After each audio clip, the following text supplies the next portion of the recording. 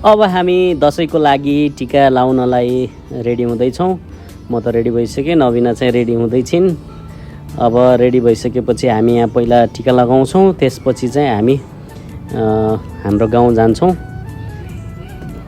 अब नवीना पनि finally ready भइसकिन्।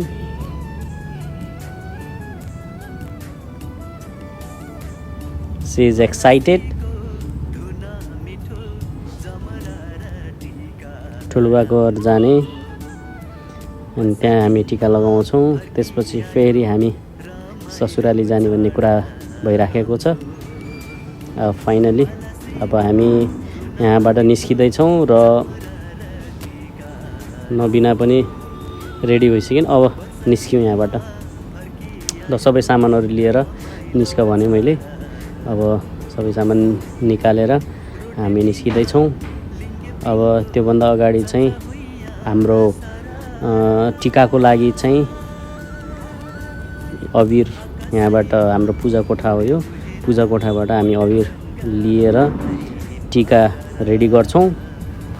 त्यसपछि चाहिँ टिका लगाउने अनि जाने। अब बैठक कोठामा जाँदैछौँ हामी। आज हाम्रो टिका लाउने ठाउँ अलिअलि सामान रेडी भइसकेको छ। अब टिका अब रेडी गरिसकेपछि अब हामी रेडी भइसक्यौँ। अब हामी ड्याडी मम्मीलाई पर्खिरहेछौँ। अब ड्याडी मम्मी पनि आइसक्नुभयो र लगाउँदै हुनुहुन्छ हामीलाई टिका। अब 2082 सालको लागि टिका लगाउँदै हामी दुईजना नै। 2082 सालको टिका यसपालि घरमा लगाउँदा एकदमै खुसी छौँ हामी। मैले साथसाथै अब नवीनाले पनि टिका लगाउँछ।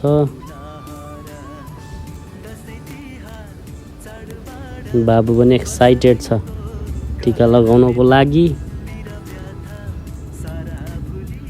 टिका लगाइदिइसकेपछि हामी गाउँ जानलाई रेडी हुन्छौँ। बाबु is also excited, he is jumping।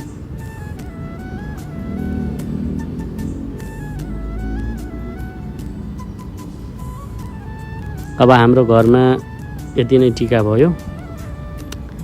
अब यसपछि चाहिँ हामी गाउँ जानलाई रेडी हुन्छौँ।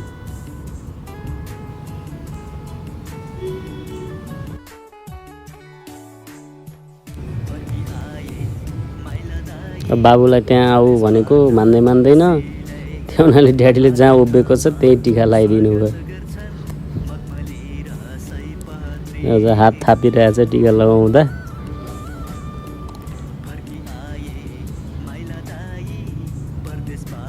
यसको टिका पनि एकैछिन लाग्यो, यो पुछिहाल्छ। टिका पुछी भ्याइसक्यो।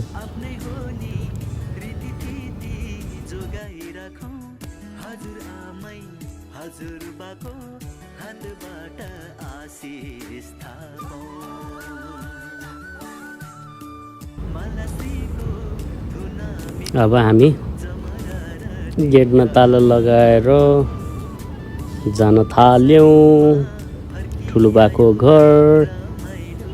And we are so excited.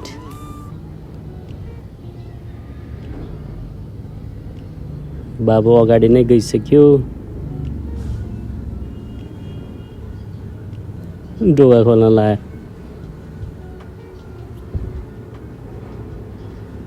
नवीनाले एकचोटि एउटा फोटो खिचिदेऊ न भने नि जानुभन्दा अगाडि। ल अब हामी यहाँबाट हिँड्यौँ।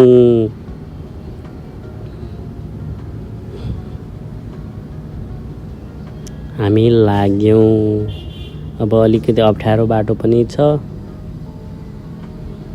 तर रमाइलो सुन्दरताले भरिभराउ ठाउँ पनि छ।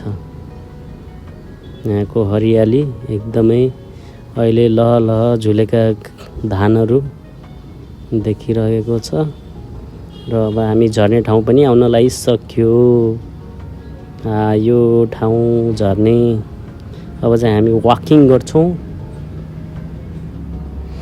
यहाँ वाकिङ गर्दा पनि कति राम्रो देखिएको, हरियाली जताततै हरियाली। अब म पनि हिँडेको नाटक गर्छु। मेरो हिँडाइ कस्तो छ साथीहरू। अब दसैँमा नाच्नु त पर्यो। हामी ससुराली गएर फेरि डान्स पनि गऱ्यौँ। हामी यसरी मनायौँ यसपालिको दसैँ। तपाईँहरूको कस्तो भयो? मन परेको छ भने लाइक